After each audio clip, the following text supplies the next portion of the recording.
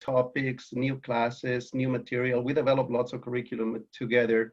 And so this is just an amazing opportunity to be back here in this space and to be able to talk to Austin Community College. And I think at this point, I'm going to start a presentation. Okay, so I'm going to switch. Here we go. Okay. All right.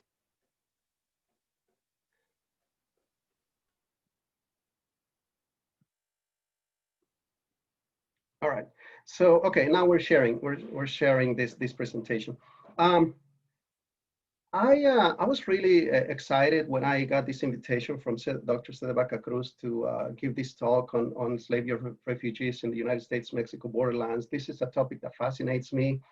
It's similar to my own research in which I explore the relationships between Native Americans and Africans in South Central Mexico during the colonial period. So there's quite a bit of overlap between my dissertation topic and this topic. And one reason that I like topics like this is because they build bridges. You know, they build bridges between groups.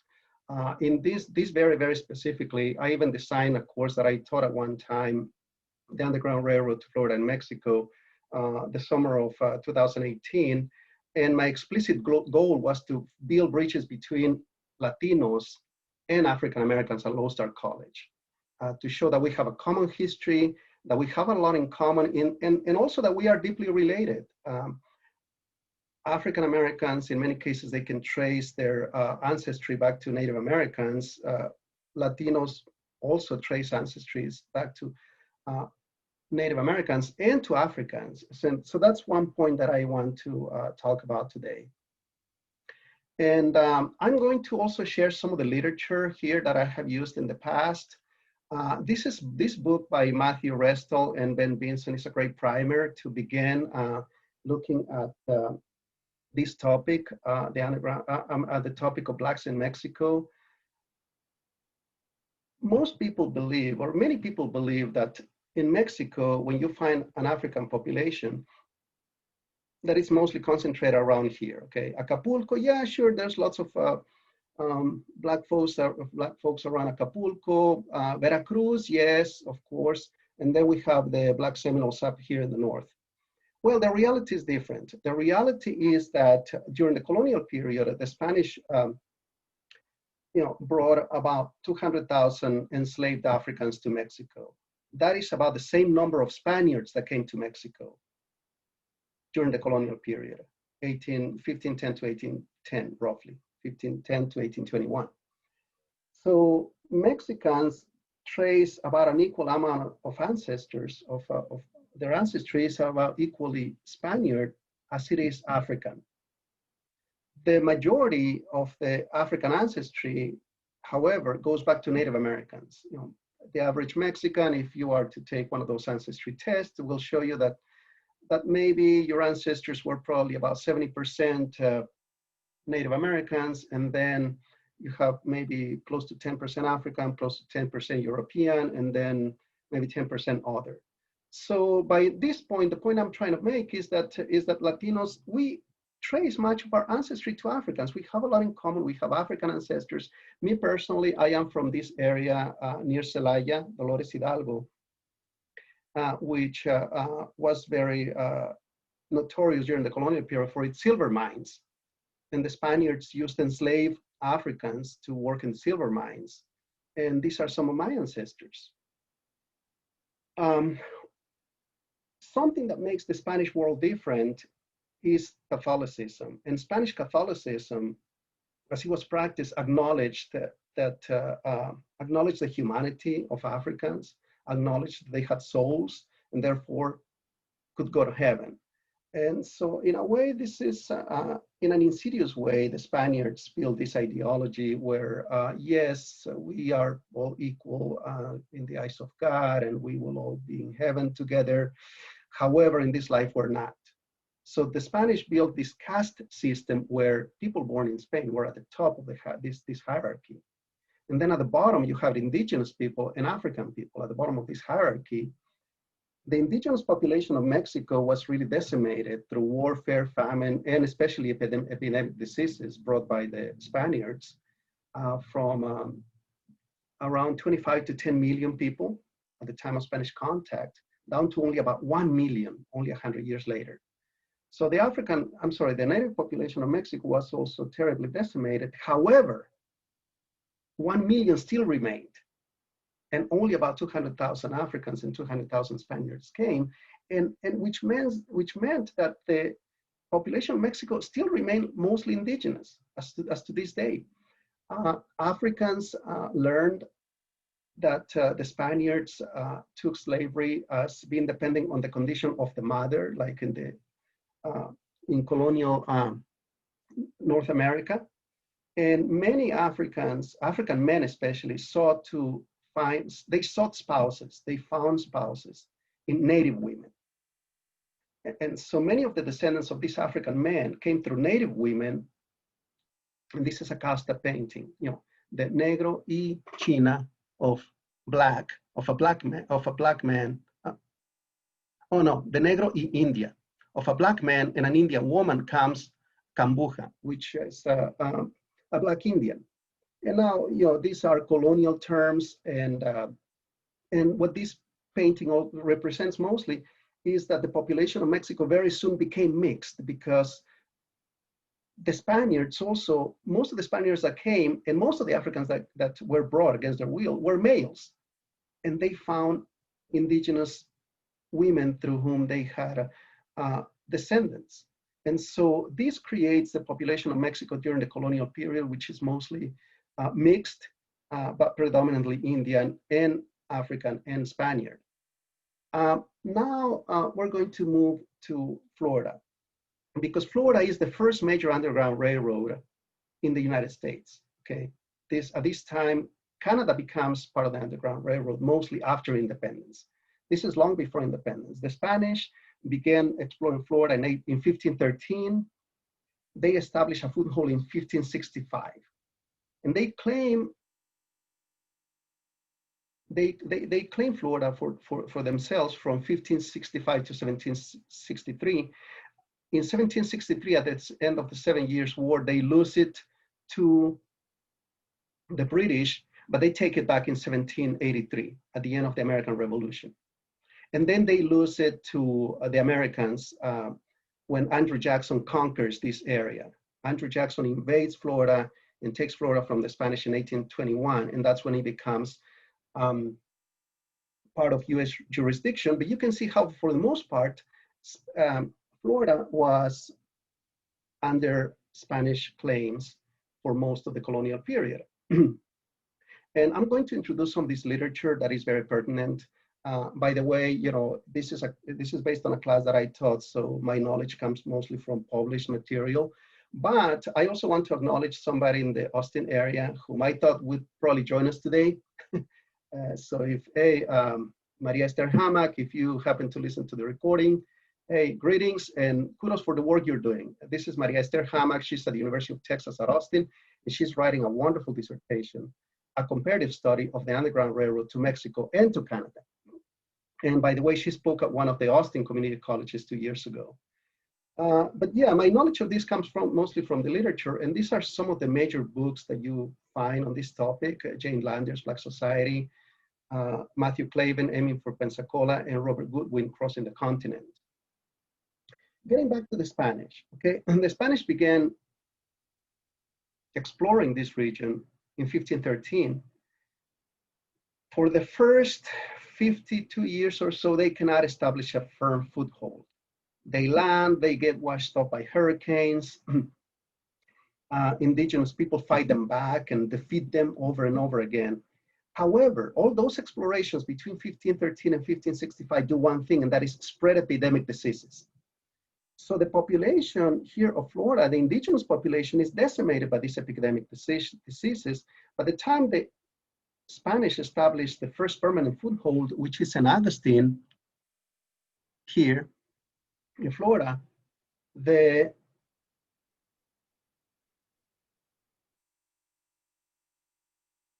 the time they established this foothold, there's very little indigenous population there, and they very soon realized that that was probably a blunder, because yes, the Spanish established forts and garrisons in different places. I mean, even Western Tennessee and North Carolina.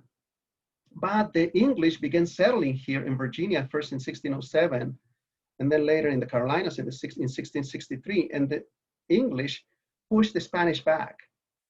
And this is tragic for the Spanish because they need Florida. They need the St. Augustine. The city of St. Augustine is crucial as a naval base. And to defend Florida, they need a population. And where are they going to get this population?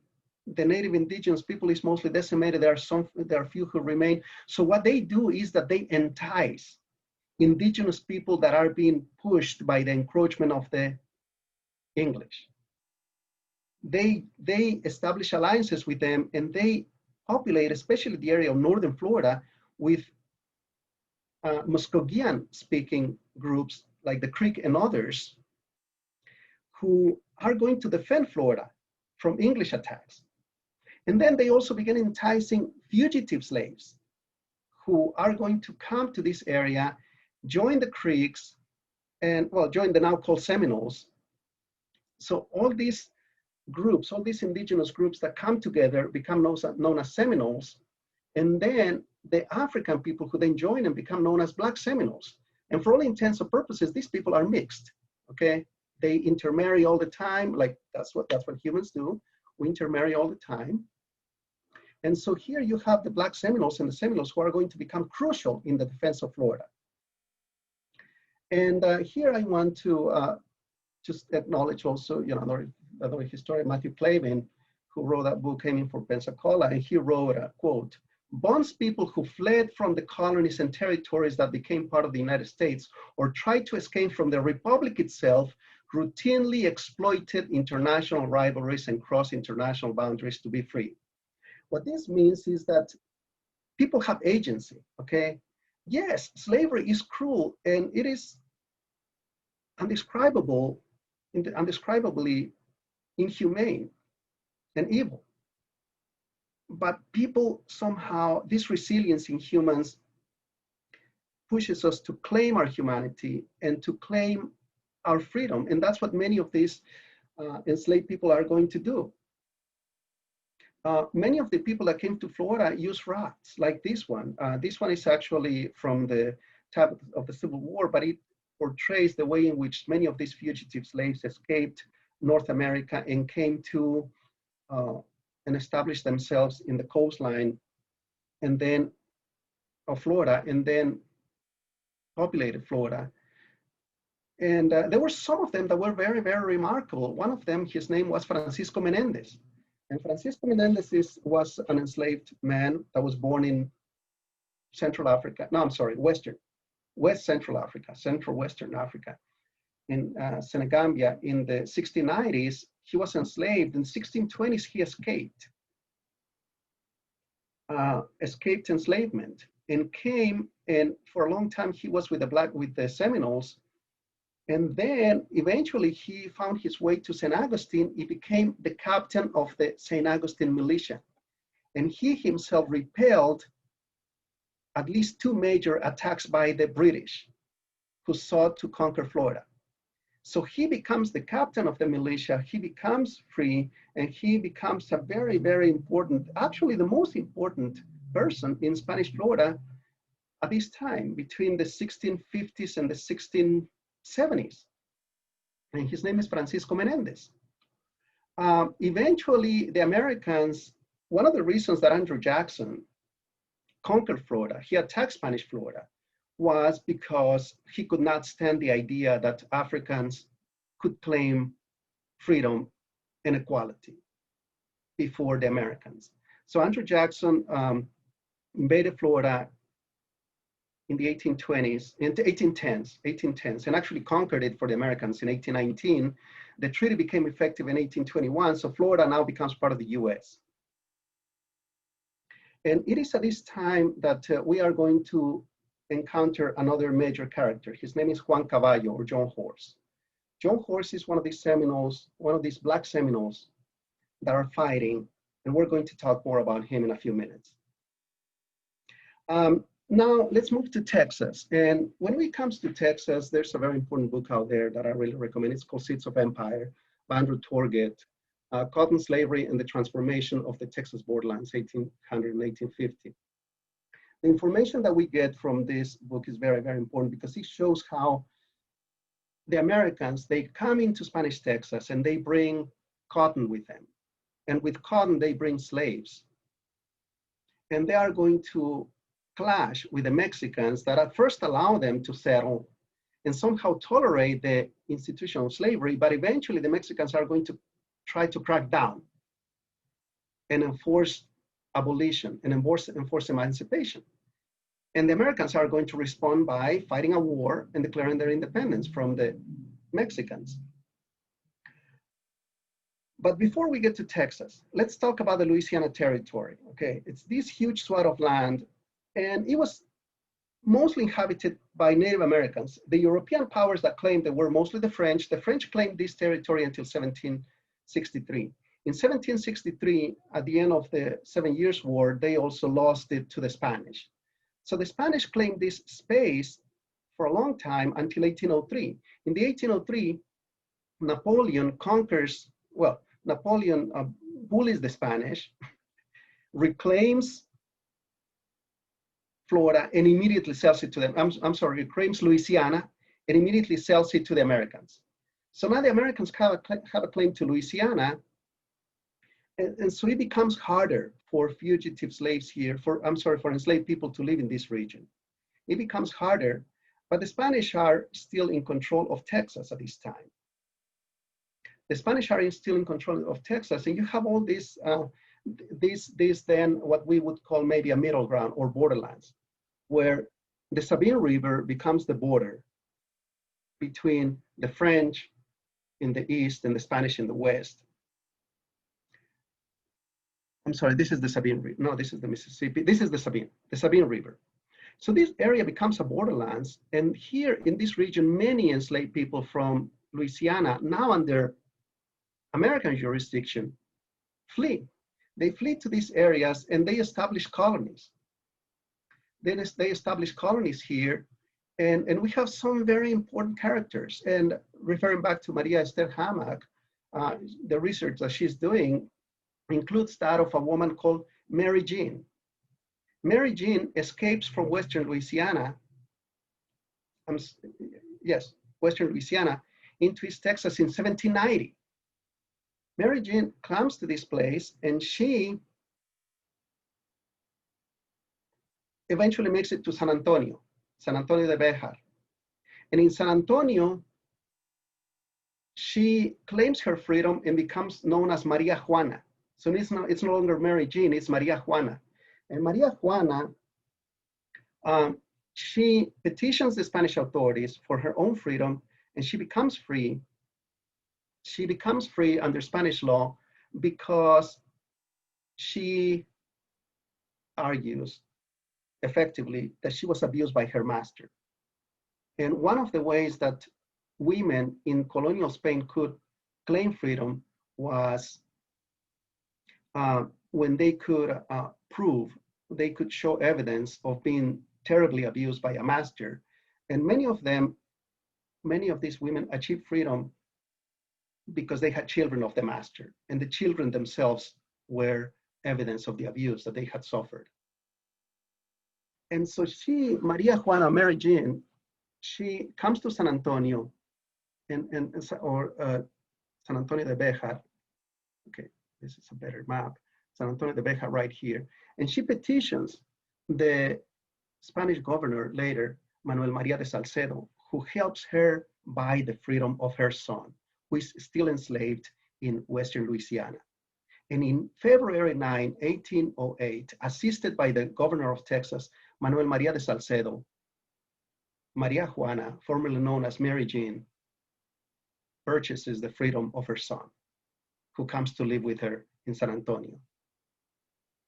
And like her, we have many, many other examples of people, of folks who came to Texas from Western Louisiana, and they're fleeing the American authorities. They're fleeing the American authorities, and the Spanish are harboring them. And there are other people who do the same. Like in 1803, an army of deserters from the US that includes former bandits, slave hunters, criminals, smugglers, and squatters come to inhabit that region around Nacogdoches. And this area is also a place where there's a community. Fugitive slaves also establish a community in the Nacogdoches area, and their leaders are Jacques and Julian. Jacques and Julian are their leaders. And then others move to an area a little bit west of that, to the area of Trinidad, actually called La Villa de la Santísima Trinidad. La Villa de la Santísima Trinidad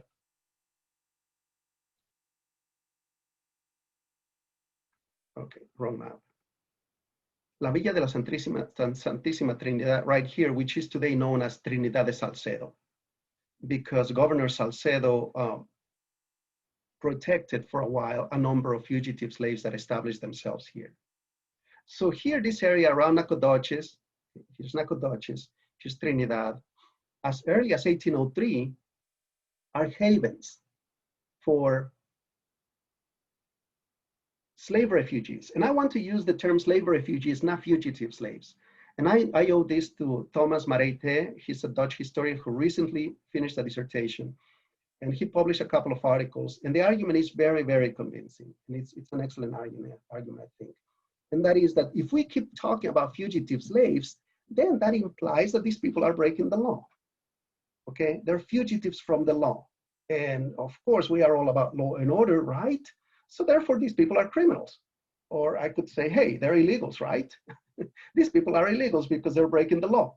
But Thomas Marite is saying, no, we should change our language and we should talk about slave refugees because they are refugees actively taking their fate in their hands, and they are escaping, they're fleeing a dangerous condition. They're fleeing danger, they're fleeing abuse, they're fleeing brutality, they're fleeing a life that no human should be subjected to.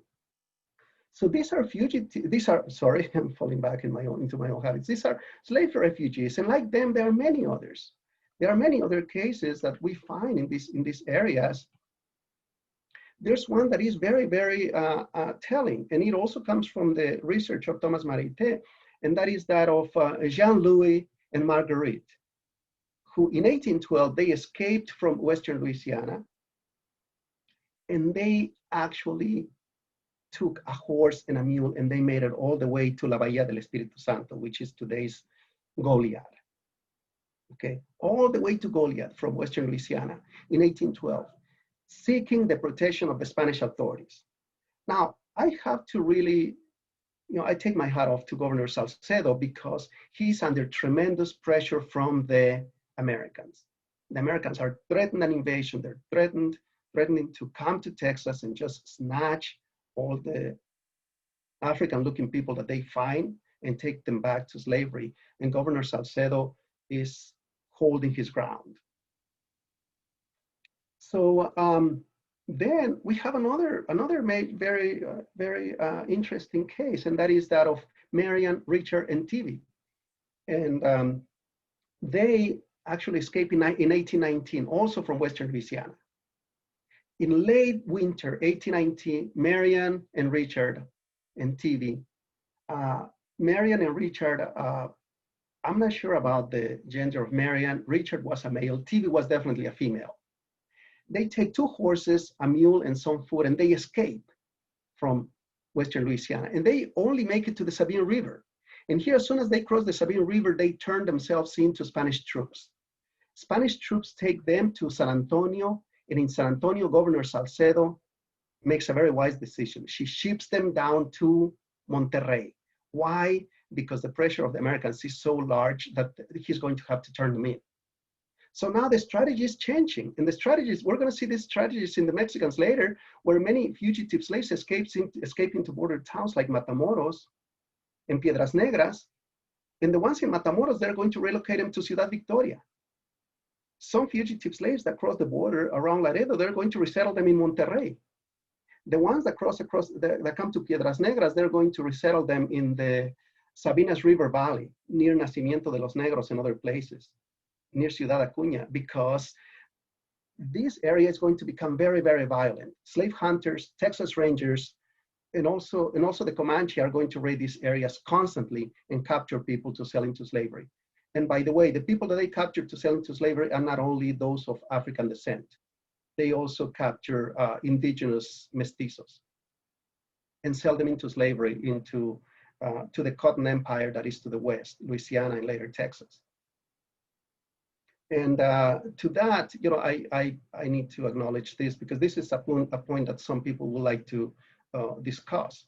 And that is saying, no, Americans did not enslave Mexicans. Well, yes, they did. One is they purchased Mexicans from the Comanche and enslaved them in the cotton plantations. And then there's another major case documented here by Andrew Torget in this book, Seeds of Empire, and that is at the end of the Battle of San Jacinto. Sam Houston captures a large number, dozens of Mexicans that they sell into slavery in the South. So the commonalities are just growing, right? I mean, we have more and more commonalities. This painting is one that I really like because I think it captures, it really captures this moment, okay? Here's a family, you see the silhouettes, and it's an enslaved family escaping slavery. Now the artist, you can see that he gave this family European features, but that was a convention. It would have been much better if he had actually acknowledged the African silhouettes of these people. But nevertheless, it shows an escaped man with his wife and his child running, escaping in the middle of the night. And in this case, it refers to the Underground Railroad to the north, but it applies to the south very well. The Mexicans gained their independence in 1821. And as soon as they gained their independence, even before, they had been allowing colonists, Americans, to enter Texas, which for many people, even for me, it doesn't seem to make sense. Why would you, I mean, if this is a country that is gradually abolishing slavery, why would they allow Americans to come in and bring their slaves with them? And the answer is simple, is that the Comanche who are in North Texas, which at their time are very, very powerful, constantly raid these areas. The Comanche raid San Antonio very, very, very frequently. They raid Piedras Negras, Laredo, Matamoros. They raid all the way down, in some cases, into Querétaro even. At one point, they get down very close even to Mexico City.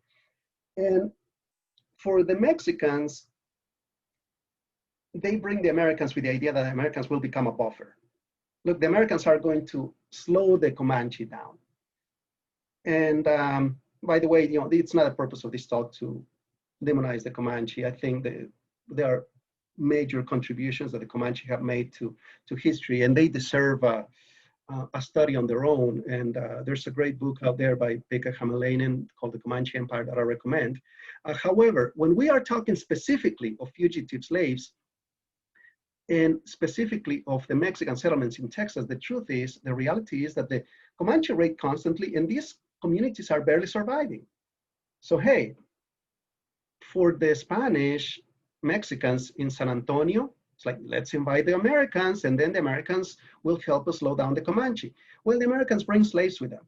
And also the Americans are never hold the Mexicans as their equal. Sam Houston once famously said, the Mexicans are no better than the Indians. We should go on therefore and take their land.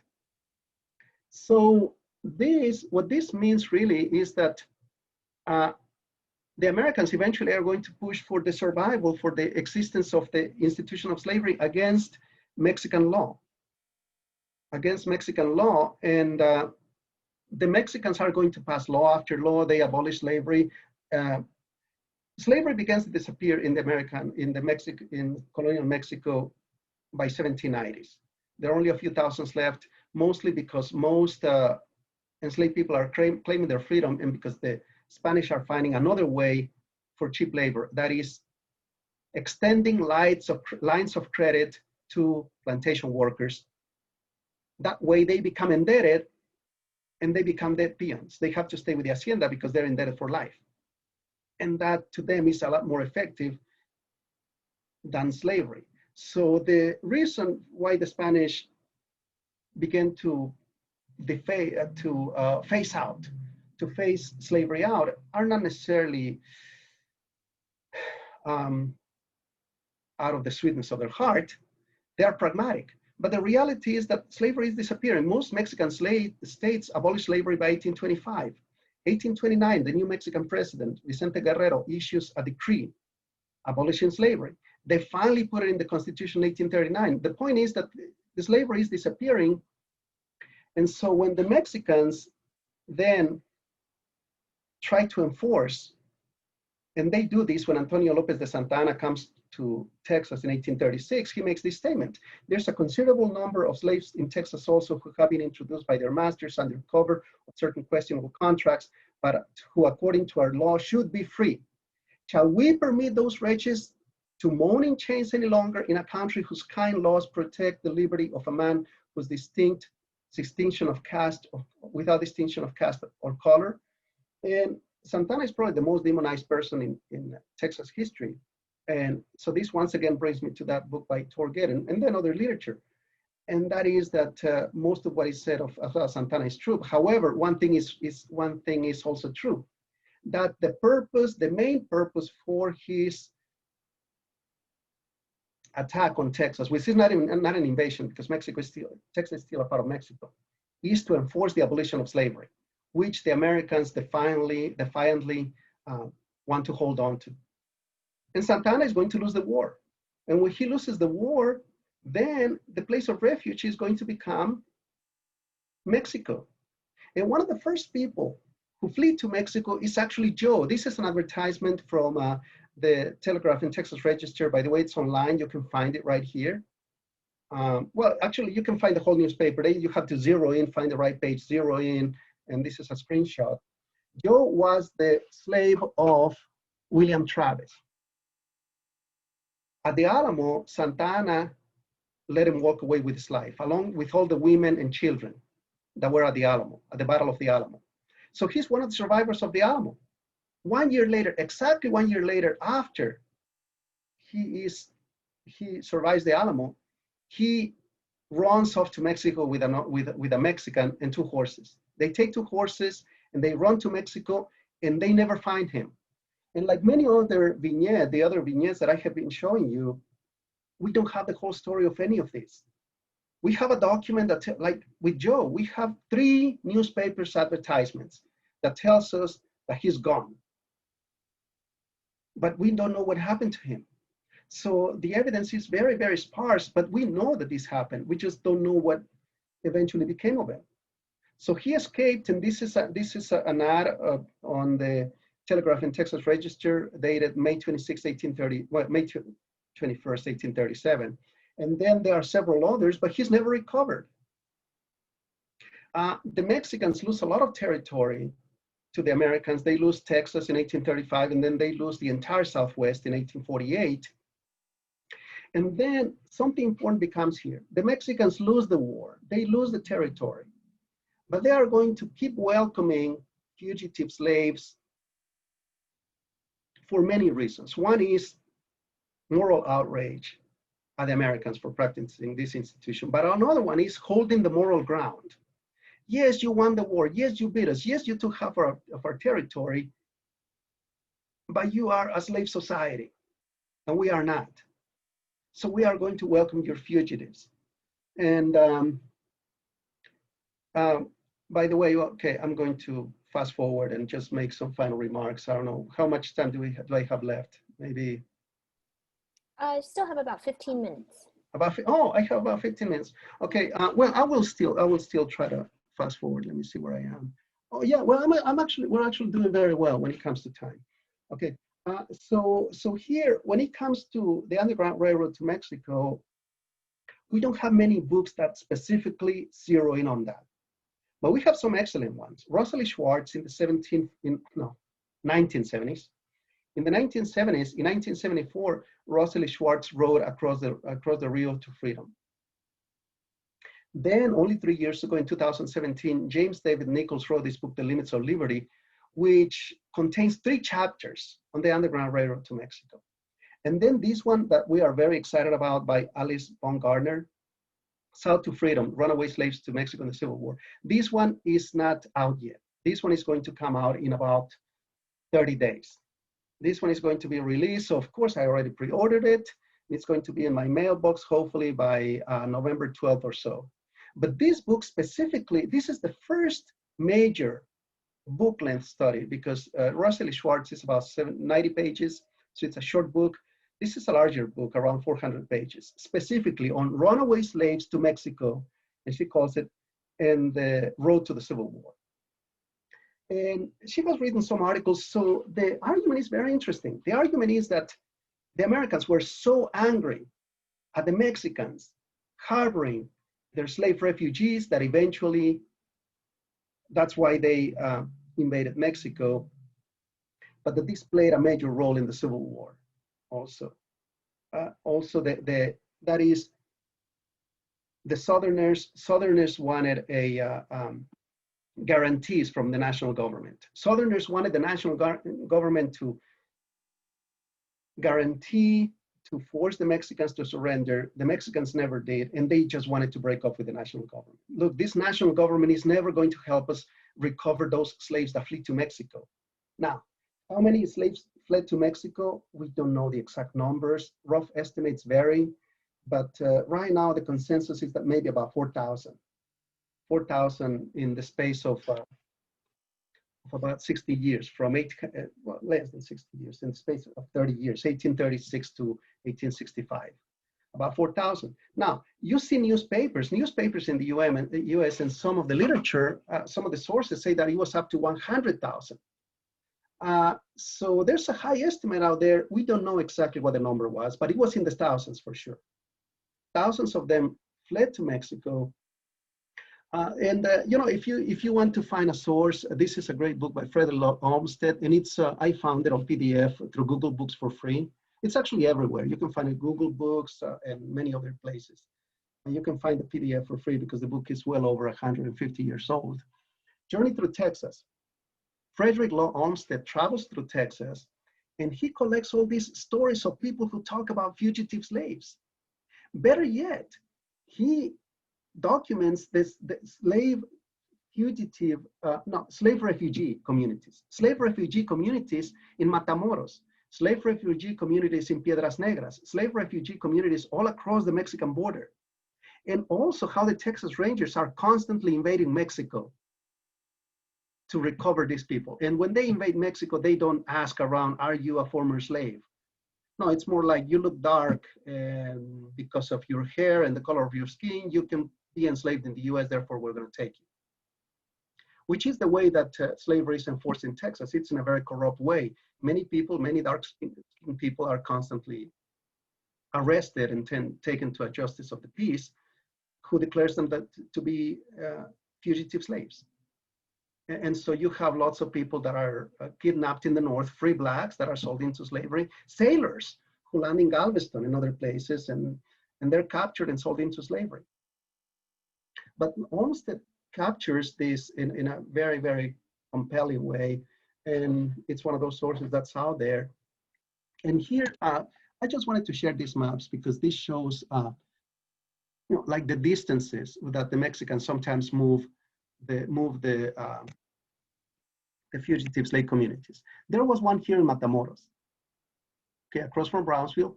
They moved it all the way down to Ciudad Victoria, right here, Ciudad Victoria. And here's Padilla, this is my wife's hometown. And then this is San Fernando. San Fernando was also the site of a major fugitive slave community or community of slave refugees. Monterrey. And then let's move on over here to the next one. Okay, here from Piedras Negras, okay, major community here, but the Mexicans moved this to the Sabinas River Valley. This is the Sabinas River Valley. This is Nacimiento de los Negros. This is where they settled the Mascogos, the Black Seminoles, around this area. And it's not one, but several settlements, okay? Nacimiento is the biggest one, but there are several others. And they resettle fugitive slaves and also Black Seminoles who were hunted down for slavery.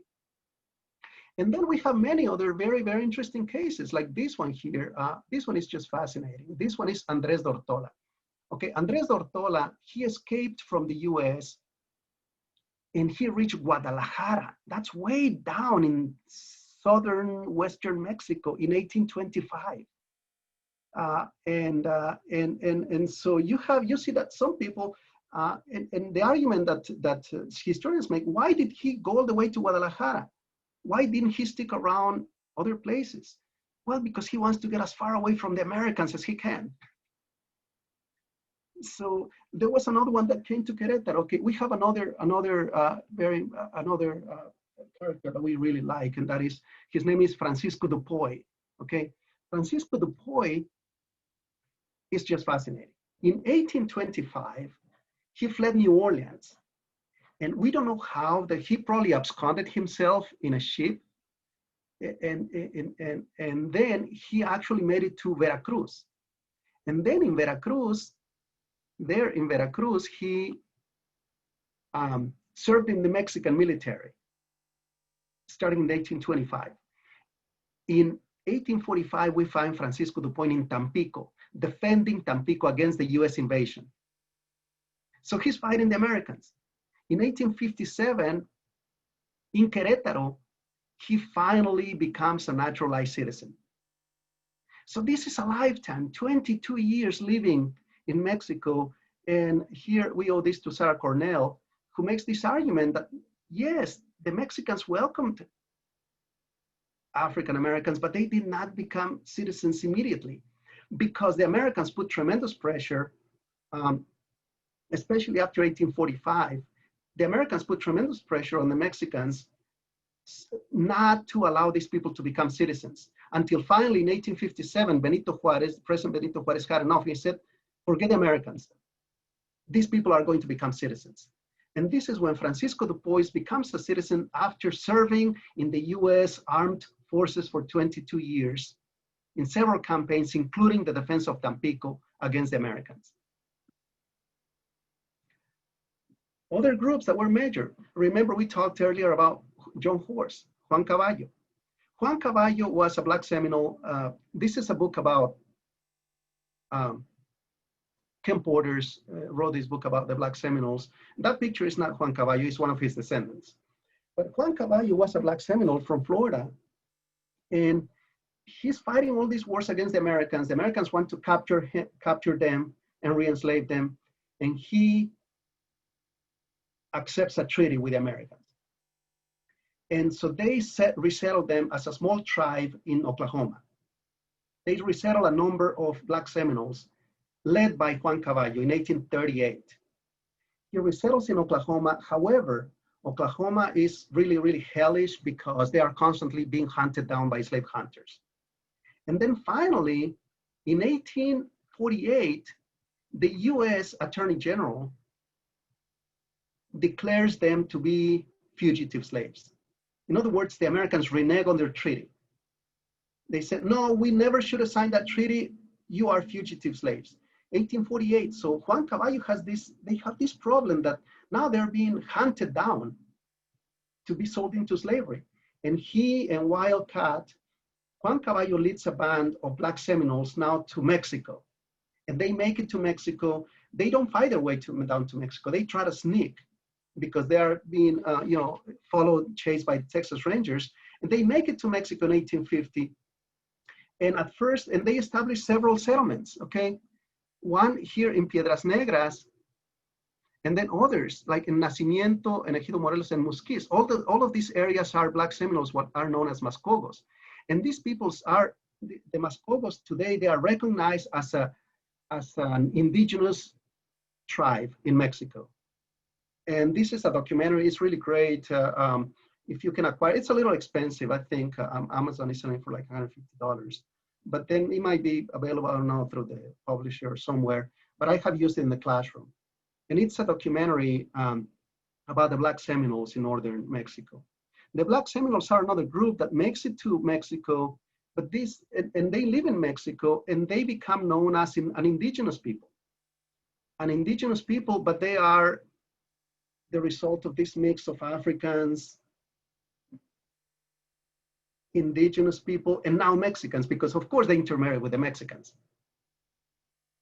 After the Civil War, after 1840, after 1865, many of them come back and they found the twin community of Brackettville here in Texas. So Brackettville and Nacimiento are twin communities, they are related, and eventually they become Buffalo Soldiers, which is another topic.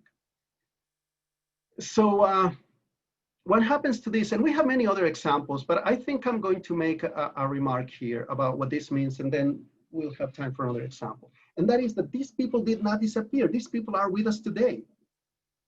Black Seminoles, Mascogos, they have their communities in Mexico. They have their communities in Nacimiento, in Musquis, in other areas. They have the community in Brackettville. We have large settlements of African Mexicans around Veracruz, around Guerrero, and then Yucatan Peninsula, another major one. We have another major one down there. But also, most Mexicans, we descend from them, okay? We do not claim maybe that identity. Maybe we have not shared their experiences, but we are related to them because we have common ancestors. And then, we have many other examples. This is this also comes from the Telegraph and Texas Register, and this is online. Same thing. I found it, zeroed in, and took a snapshot. But this is actually a story. This is a story, a very moving story about a Mexican man who lived with this enslaved African woman here in Texas. Okay. And this is an advertisement from a Houston newspaper. It's a newspaper that appears in Houston.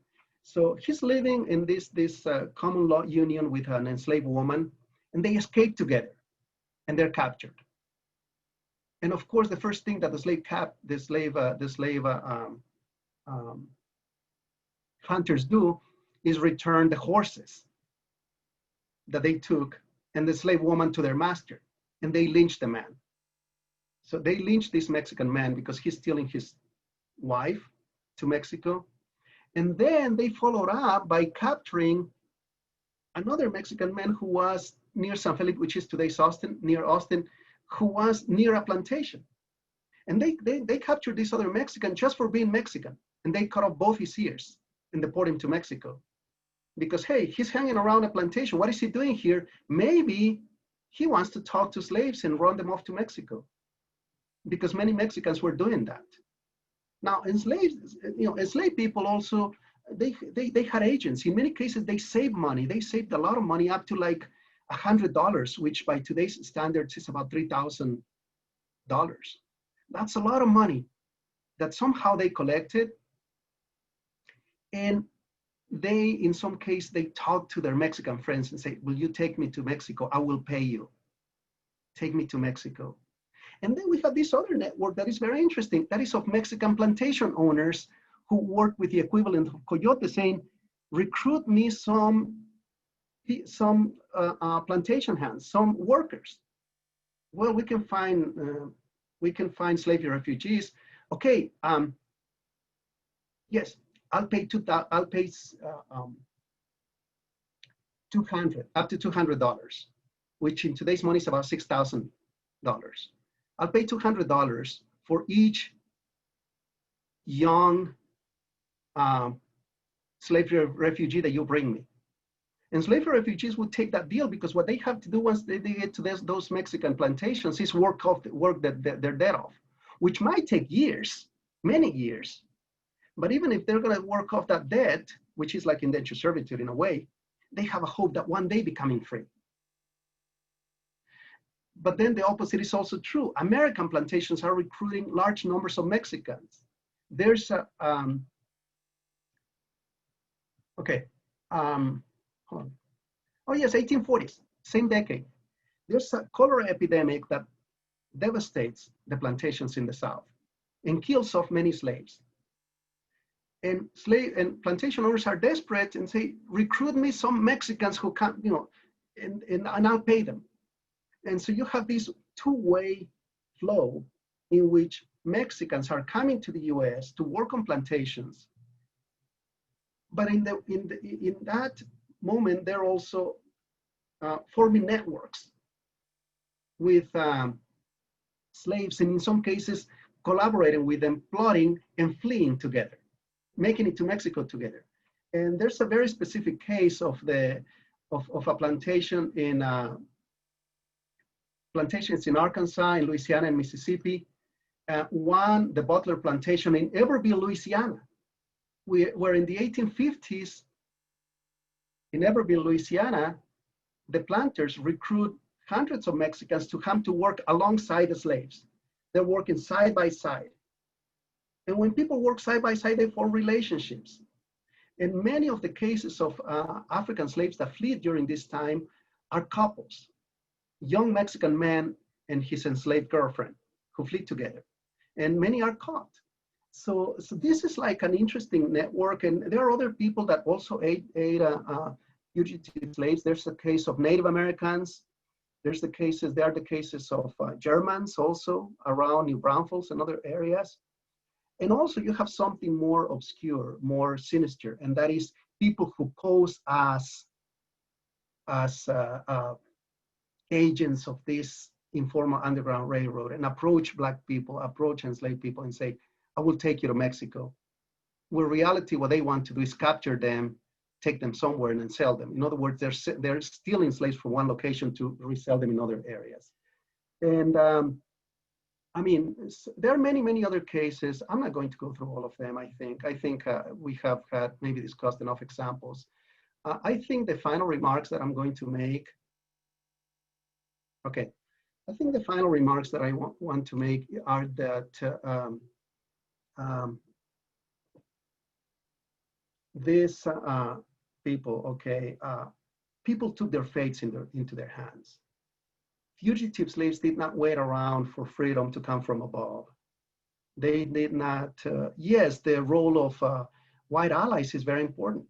The role of any allies is very important, but I think the agency and the credit goes to enslaved people themselves who did not accept their condition. But then, of course, then there's also, we also have to give credit to their allies. Their allies, Native Americans, Mexicans, and then some people, there were some abolitionists that came to this area. James Lundy is one who came in the 1830s. He was an abolitionist that came through Texas.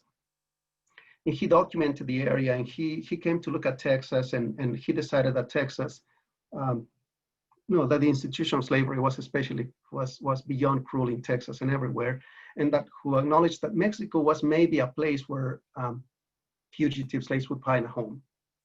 And those are my final remarks. I don't know what else to say. I think maybe we can open it now to a Q&A. So I think that's it. I think this is the talk. Awesome. Thank you so much. And yes, thank you so much. I have so many questions. Hopefully our participants do as well. And I wanted to tell everyone that also when we talked about the Zoom controls, that you can change the view settings at the top. So at the top, if you look at the top kind of right of your screen, you may want to change it to gallery view just so we can see everybody. And I'll go ahead and open it up to any questions. If you have a microphone, feel free to unmute your mic, or if you don't have microphone access, you can definitely post your question in the chat and I'll be happy to read it for you. Yes, and let me just say something here. I'm sorry, it's something I meant to share, and it's this, that, I'm going to share the slideshow, or maybe I think you're going to tape this, but I'm also going to share the slideshow if you want to look at it. And then at the end of the slideshow, I included a bibliography, okay? A bibliography of sources, and I included all of them, including Maria Esther Hammack's master's thesis. She's writing a dissertation now. And then many of these other sources that we mentioned, the book on the Black Seminoles, the book on the Comanche, and so yeah, I'm going to make this this PowerPoint available. I'm going to email you to Dr. Cedevaca Cruz, and you can distribute from there if whoever wants it. Okay. Awesome. Okay. Well, I'm here. I'm here for Q&A. Thank you so much. Do we have any questions for Dr. Galván?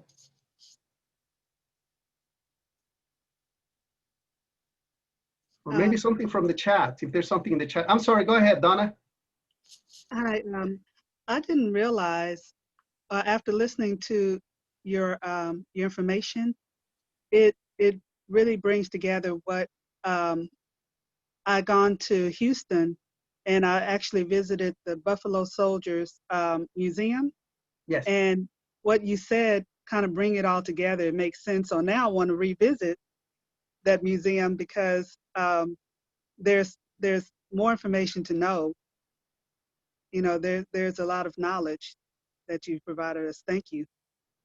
Oh, well, thank you very much. Thank you very much. And you know, I mean, the Buffalo Soldiers, that's a whole other topic. It deserves another talk. But you know, I really love this because it's a way that we can start sharing information. Now, today's session, the topic that we have today is incredibly broad. And it's very, very broad. And this is actually sort of a synthesis of a course that my students and I took over the course of a summer, over the course of 48 hours of classroom time. It's really, I mean, it's a fascinating story. It's a fascinating story that brings together, you know, Native Americans, Mexicans, Africans, Europeans, and especially this idea that, I mean, you cannot really, nobody can take away human dignity. I mean, we suffer all kinds of indignities, but people somehow manage to reassert their dignity over and over and over again. Right, exactly. Thank you. Yes. And I would like a copy of that information, your PowerPoint that you sent or that you have, because there's some books that I would like to look at as well. Oh, yes, yes, of course. I was going to say, if anybody would like a copy of the PowerPoint, feel free to send me a private message with your email address, and I'll keep a record of those and send it out to you as soon as I get it. Okay. Thank you, Donna. Thank you. You know, we can also go through the chat. I don't know what's in the chat, but there might be some questions there. If you want to moderate, Lydia. Yeah, absolutely. I'm moderating, checking out the chat. So far, not too many questions, just about mainly where to get the slideshow. But I also wanted to ask you, I really appreciated the point that you made at the end, you know, that slave refugees took their futures into their own hands, and they didn't wait for freedom to come from above.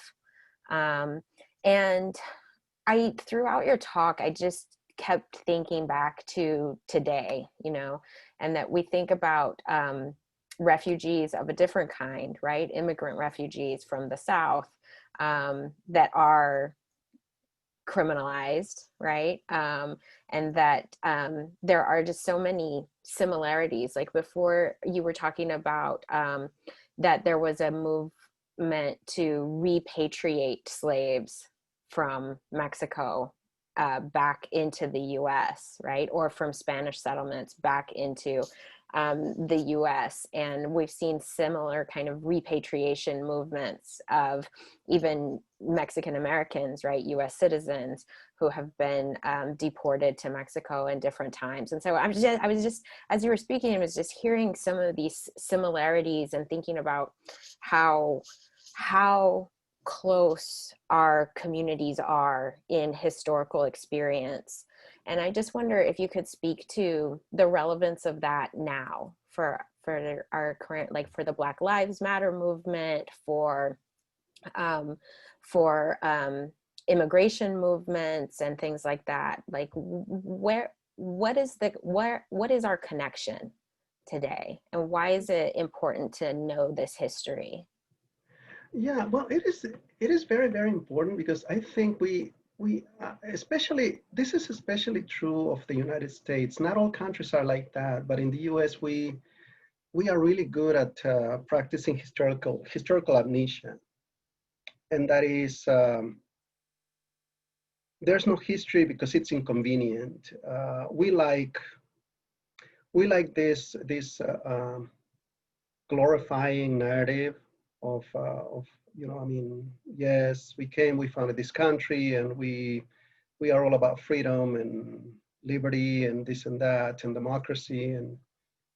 But the truth is that the United States is an empire, and I think we should not take this lightly. I'm going to quote here. Hold on, it's coming. Okay, this is Karl Rove, okay, senior advisor to George W. Bush, 1822. And he wrote this. This is actually a note from Ron Suskind in the New York Times Magazine, October 17, 2004. He's recalling an encounter with Karl Rove 2 years earlier. In the summer of 2002, after I had written an article in Esquire that the White House didn't like me about Bush's former communications director, Karen Hughes, I had a meeting with a senior advisor to Bush, that's Karl Rove. He expressed the White House displeasure, and then he told me something that at the time I did not fully comprehend, but which I now believe gets to the very heart of the Bush presidency. The aide said that guys like me, journalists, scholars, intellectuals, in what we call the reality-based community, which he defined as people who, quote, believe that solutions emerge from your judicious study of discernible reality, end quote. I nodded and murmured something about Enlightenment principles and empiricism. He cut me off, quote, that's not the way the world really works anymore, end of quote. He continued, quote again, we're an empire now, and when we act, we create our own reality. And while you studying that reality judiciously, if you will, we will act again, creating other new realities which you can study too. And that's how things will sort out. We are historical actors, and you, all of you, will be left to just study what we do. Okay, so here the point is that somehow, I teach U.S. history. My dissertation, my research was on Mexico, colonial Mexico, but I teach U.S. history. And when we talk about imperialism in the 1890s, it's blunt. It's just like Karl Rove. And it comes from everybody. It comes from the president of the US. It comes from the officials, from the Secretary of the Navy. Everybody says, we are an empire. And we are going to go and uplift those backward people and teach them how to be civilized. We are an empire. We're going to conquer the Philippines. This comes in the wake of the Spanish War. Conquer the Philippines, the Cuba, Puerto Rico, Samoa, you name it. And because we are an empire, we do this because we can, and because we are superior, and because we are civilized, and those people are not. And somehow we lose track of that. And in many cases, we try to pretend that that's not the reality anymore, that somehow the US is not intervening in Central America, that it's not intervening in Mexico, that it's not intervening in Cuba, that it's not intervening in Africa, in Syria. So here I'm reminded of Juan Gonzalez's book and then film, Harvest of Empire, which is very simple. The empire goes out and colonizes, and then colonized people come to the heart of the empire. That's it. And of course, there's a ton of literature about US intervention in Central America. Honduras, El Salvador, Nicaragua, Guatemala. And they are in the way easy picks because they cannot resist a marine invasion. I mean, the US invades, and last major invasion, 2003 Haiti. Recently, the Americans overthrew the regime of the presidency of Evo Morales in Bolivia. This is going on all the time, but somehow we pretend that it's not, because it's very, very convenient to just say those people are criminals and they shouldn't be here. So we're going to lock them up in cages. We are going to sterilize the women by force, and we are going to allow them to die of COVID. That's one hand, that's the empire. But then on the other hand, you have the people, the agency of the people. And I just taught this last semester. I just taught a class on that's called refugees and immigrants, and we looked a lot at the prison camps in the border, at the cages, at rampant sexual abuse of children. We hadn't gotten yet to the forced sterilizations of women. That's new. COVID, that's new. That was after I finished the course, and somehow the whole context is not there. The context is that those places cannot. Those regimes in places like Guatemala, the head of state cannot even sneeze without asking permission from Washington, D.C. And those places are dominated to such a point, the crisis with all these refugees from Central America. By the way, there's another great book out there. It's called Solito, Solita, and these are firsthand oral histories of child refugees. Solito, Solita. This is like another talk of how, the gangs, the Mara Salvatruch, MS-13, MS-19 that now dominate, how they originated. These are the child refugees that came to the US in the 80s, many of them to LA and other places, were brutalized by local gangs, organized for self-defense, and they were mass deported. And so you have mass deportations of these people that become, involved in criminal activity in the US, and they're deported in mass, and then they reorganize into these networks, and now they're terrorizing. A friend of mine who's a very serious anthropologist called this a pogrom. That is the terror that is being unleashed upon those civilians in those places. And myself, I experienced that firsthand. My wife and daughter were in Monterrey. My daughter was born in Monterrey in 2008. And that was the year that kidnappings and executions and extortion were so rampant, and my family was being a victim of that. And I brought them to the US in 2009. But unfortunately, because I'm a US citizen and I could appeal to all kinds, my daughter was born in Mexico. I registered her as a US citizen. But what about all the people that have nowhere to go? And it's it's a different topic, but we should keep in mind what's going on. And here I think our role was candid enough to really tell what's in the minds of what many call the American Empire. And then what refugees have to do to try to escape from those realities, but then also this I don't know what to call it, this jointed message that they get from the US on the one hand is, hey, we welcome refugees, we protect the refugees, we are a country of laws, we are a country of human rights on the one hand, and on the other hand, this message that you're all rapists and murderers. And so why is that people keep coming? Because they hear this message. This is the land of freedom. This is the land of human rights. And it is, but it's also the land of mass incarceration. And this is also the land of a pogrom on African-American males, a Holocaust of African-American males. It's both.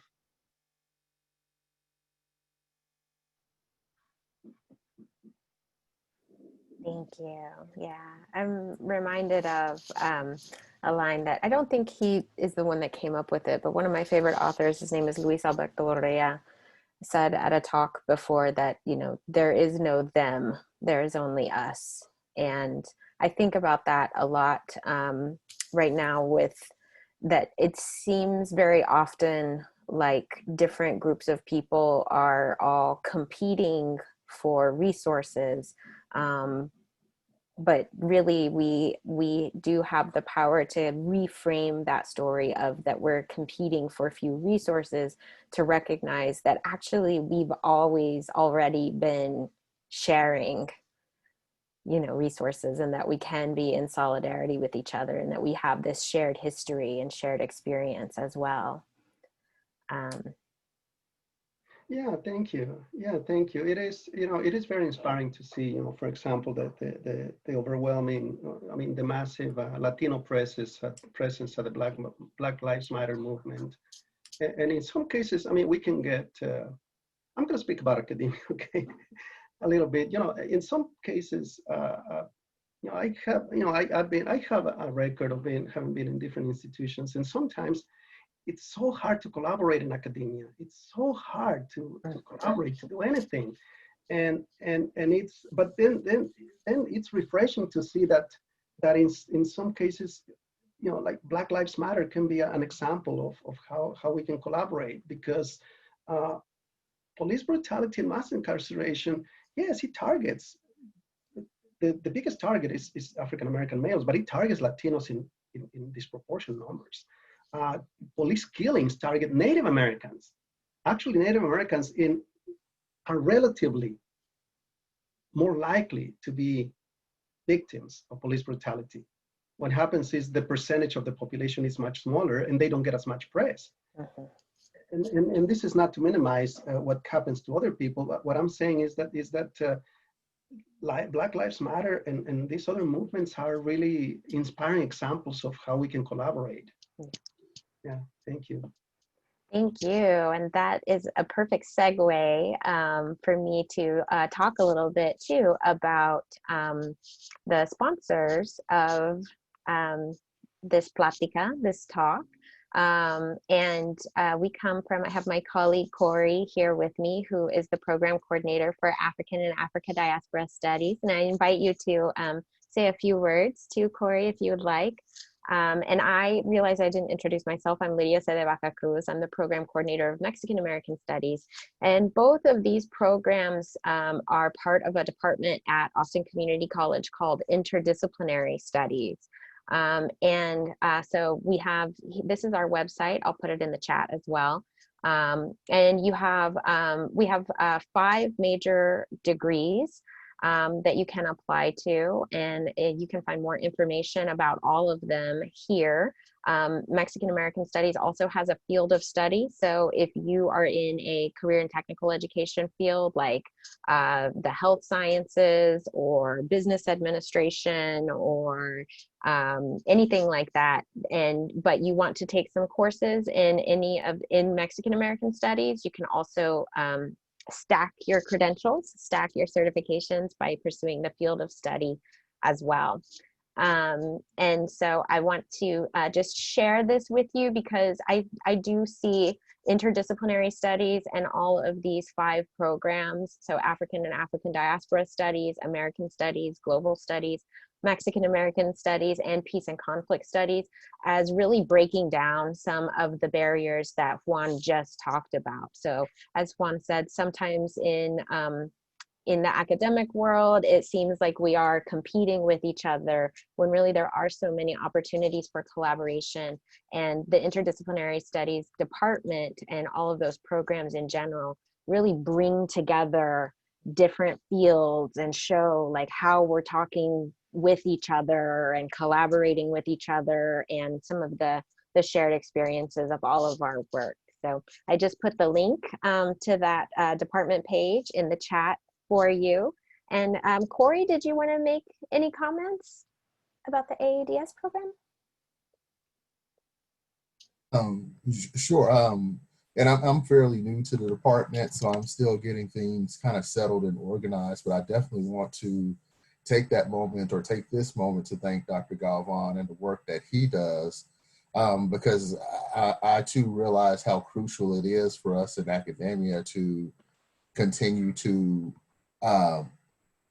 push some of these counter narratives of what we think we know, and kind of exposing, these histories that do kind of get dismissed or, swept under the carpet. And, people need to know some of these histories, many of these histories, especially with the current discourse as far as this whole idea of revisionist histories and critical race theory and things of that nature that are being studied in academia, and how, certain folks don't want to have that exposure to students on this big platform. through instructors like yourself who are doing this research. So definitely want to thank you for, being part of the conversation and bringing us this information, because it inspires me to continue to do the work that I do as well. Thank you. Yeah, well, thank you very much, Professor Greathouse. Yes, and yes, I am. I'm really fortunate to have this opportunity. This is, it's been a tough year, and it's been a lonely year here with COVID and teaching online and all this. So it was really great to network and share, a little bit of what we think we know. Thank you. Yeah. Thank you so much. And if there are no other comments or questions, I just wanted to close by letting you know that there is another talk later today, if you're able to make it, that is sponsored by the Creative Writing Department, Student Life, and the Honors Program in celebration of Indigenous Peoples Day. So we've got Dia de la Raza and Indigenous Peoples Day.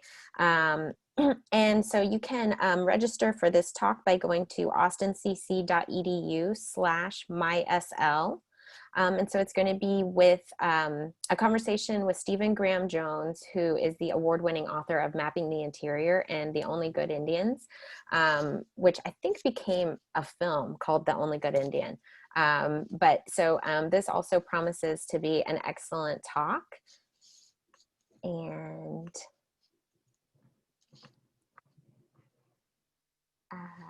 yes, thank you, Loretta. Thank you so much, Lori. And thank you to everyone for attending our first Dia de la Raza lunch Plática. Very much appreciate all of you staying to listen. And I will stick around for another couple of minutes if anybody wants to have a chat. Otherwise, I hope you enjoy your Monday. Thanks so much.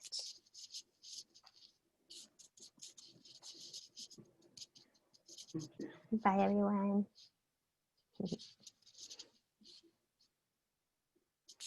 Bye, Vicki.